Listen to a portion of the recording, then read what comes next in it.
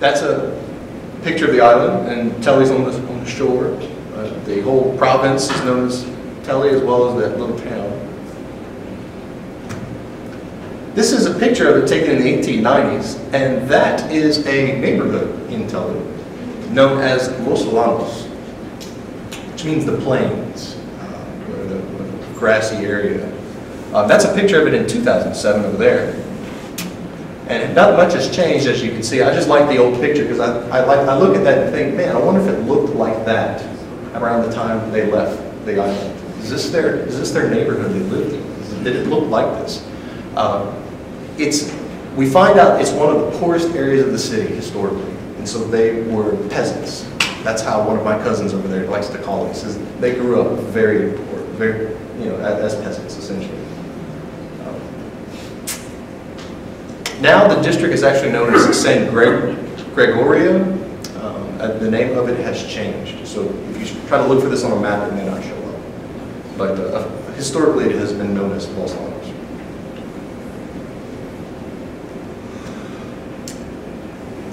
And there we find all of our information. This is a copy of what one of the records just looks like in one of these cathedrals. They're very tattered, really old, really hard to read, and it's colonial Spanish, not your everyday Spanish. So you have to, if you think you can read Shakespeare English really well, great. Most of us cannot, and that's only 500 years ago. So imagine colonial Spanish, even for a well-spoken Spanish person who speaks it well, who's native and can read it. This is still going to be difficult, right? We find that their birth dates of their children. We find their baptism dates. We find the town that they're in and the church they were baptized in. We found out they marry sisters, the Denez sisters. They're related. We didn't even know that. That was unique. We find out what their parents' names are. We find they had other siblings that they left when they came to Louisiana. Amazing. And we corrected a lot of information that we thought we knew about the brothers that was wrong. Dates they supposedly were born, places where we thought they originally came from. No, this is what we know now. So. And as you can see, Cristobal was born in 1750. He got married in 1774. Gaspar in 1773. They were roughly the same age, roughly at the same time, the same sisters. And they packed up their kids, and they're only like 2 and 4 years old. They're really small. And they get on one of those frigates that you saw there and just headed across the other side of the earth.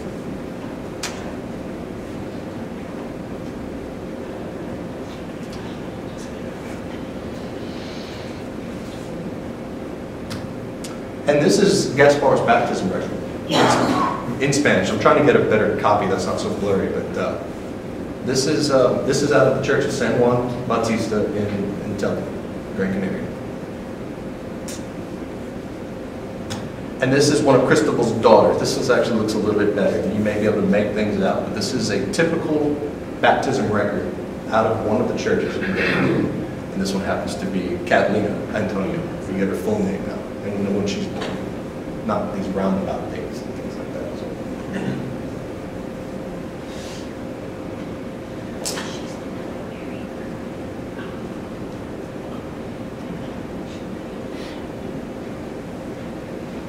I can't read this. I do not speak Spanish. I barely can read regular Spanish.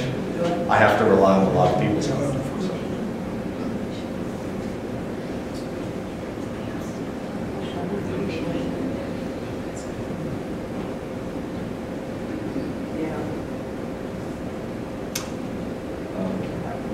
I have Cristobal's actual baptism as well. I don't have it in the slide, but we're getting more and more. As a matter of fact, I got some yesterday, so I mean, it's still a lively research. I'm still kind of getting images sent back to me.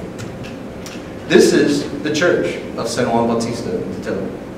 This is modern day, and that's a really old picture taken at the turn of the century of the church itself. Not much has changed. So they've refurbished the, it looks like steeples on each side. I'm not quite sure what they're called. This is inside the church. The altarpiece. Kind of flip through some of these pictures. Kind of take you there and see, know what it's like. This doesn't show it too good, but this is actually inside the church from back then. I think it's amazing that they walk right there, They baptize their children right there. And they left this place. And so the hunt begins. How far back can we go? Now that we know where they're from, what about the other falcons on the island? What about the other research being done? Well, we found out their parents' names. He's a Cristobal as well. And you can see all the children that they left behind, all their siblings, excuse me, that they left behind. They had a lot. Dad's father was born in 1721. St. Aaron, he died in 1806. She was a Mejias, I believe that's how you pronounce it. It's Mejias.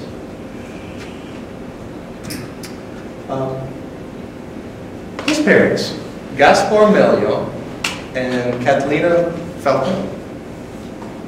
It was very common in certain areas of Hispania, so in Mexico, in the Caribbean, in the Philippines, even, and of course in the Canaries, for occasionally for them to take the mother's last name. This is not uncommon. I thought that was a mistake. I was corrected on that. This is actually the case. They actually took the mother's last name, and the mother ended up taking, I think, her mother's last name. Or, no, the father ended up taking his mother's last name as well, if I keep tracing it back. So she's the falcon in this side. Okay. Yes. Another comment. Sure. In some of these ancient Canary Islands Spanish books from the church archives, baptismal records, they're indexed not by the last name, but by the first name. Mm-hmm. So that if you were looking for these people in the records, you have to look under Gaspar, Catalina, or Agostina, but not under the last name. And the reason is because the last names swap around and change so much. I had a chance to visit Agaguines, and I had a chance to be in the parish archives, and I was going to research some of the Aleman families. But when I saw that everything was just by first name only, you know, it was just, given the amount of time that I had, it was just a hopeless attempt to try to find anything, but it was something to contend with. It's daunting to think about all the stuff they have to go through the period that we're talking about here. They have to search through first names, so you can't just pick up all the falcons and say, well, let me just dig through those. And that's not even possible. I have to dig through all the, imagine Kathleen or Joseph's or Marie's. Oh boy, I mean, imagine that, right? So, and here's another caveat. He finds that, well, they get born with one name, but by the time they get baptized, they change names. It was common in the church to be having a Christian name, so they'll change maybe the middle name. Or when they get married, for some reason, and some of my cousins can't even explain it, they change their name when they get married, making things get real confusing at times. So you can imagine just how long this process takes, right? Notice at this point, Gaspar Melio is born in Moya, and so is Catalina. Oh, I lost my slideshow. There's no slideshow. Sorry, y'all. Moya is a town on the north part of the island. There, it's also the name of that district that's highlighted. And here's some pictures of that town. Very mountainous, a lot of valleys, steep valleys, roads that just wind up and down the island. And if you get a chance, there's a wonderful website that Google makes. It's called Google Maps, naturally. And you can go and you can see the satellite view. They allow you to do something called Google Street View. You can almost drive down these streets to see what they look like today. And by navigating through the website, I think it's one of the most unique things you can do. If you get a chance to look at this island with Google Maps, use the Street View option and you can see some of these same pictures and just go down the streets and see what they look like today.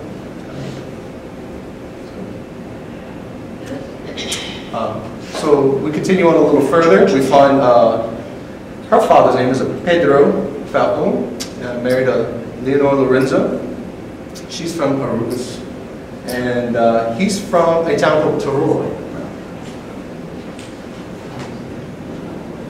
Toror is a town also in the northeast side of the island, between Moya and Telly. And here's some shots of there. Still very mountainous region, a lot of valleys. You have to go up. These are homes, and it's hard to see in this shot, but these are actually a whole bunch of homes that dot the mountainside. And here's some of the village areas and some of the people. Took a few shots from there and put them on the slides. All of this obviously, from the internet, just kind of grab and go. Church, top right. And we get to a point where we find that his father is Pedro Sr., born in the 1600s. We don't know, we can't find it. What we just find is a marriage record in 1635 to a Catalina Rodriguez, and the trail stops. Who is this Catalina Rodriguez? Who is this Pedro? We don't know who they are. We can't find out where they're from. We don't know much more information at this point, and the trail goes cold, roughly about 2009, 2010, and I don't hear very much more.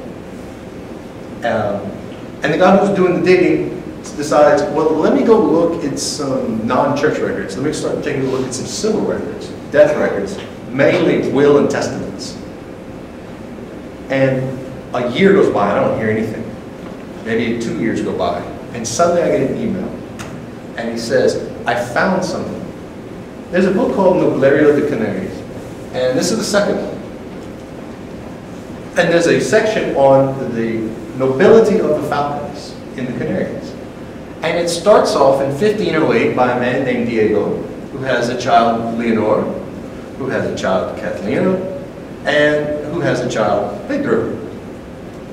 He's related to this Pedro, and he marries an Isabel Suarez Gil. Yeah, so she's also known as Inez as well in some records. It's changed. And nothing else. They have some children over there, but there's no more Pedros. And I have a Pedro. Is there a connection between this Pedro that stems from Diego and the Pedro that I'm looking for? And that's why it took 2 years before I heard anything more about it. And it turns out there is. In his last, there are no records of him marrying her. It was a civil marriage at the top. He ended up marrying Catalina Rodriguez as his second wife. And it was in his will and testament, not in the marriage records of the church, that we find he did have a second wife. I have now connected my family to what they believe is the first person who came to the Canaries as Falcon. His name is Diego Falcon. And there's the line on the left side, going from Diego all the way to Cristobal and Gaspar. So with the help of a lot of different places and resources, now you can see what we think we know today about the family. He was born in a town called Montehermoso in Extremadura in Spain in 1508. And he moved to Toror, and he got married in Toror to Marie Dominguez. He was captain of the war infantry up on the island. He was also a mayor of the town of Toror. This is all in Noblerio de Canaries book. They talk about that in that book. He's mentioned also in other military listings and nobility history, and I have those books as well, the history of the nobility of Toror, a lot of Tororian history books and people who've done history on that town. He also handled census records, apparently, when the census records got out of hand and people didn't know what to do, or there was fights within the church. He, as a civil person, he would take those over, and we've seen a couple of instances where that's had to happen. That happened. That's what we make out of. That's what I make out of reading the article in the books. So. And underneath, you can see from Diego to me, 14 generations. This is what we think we know. Things change all the time, but as of now, this is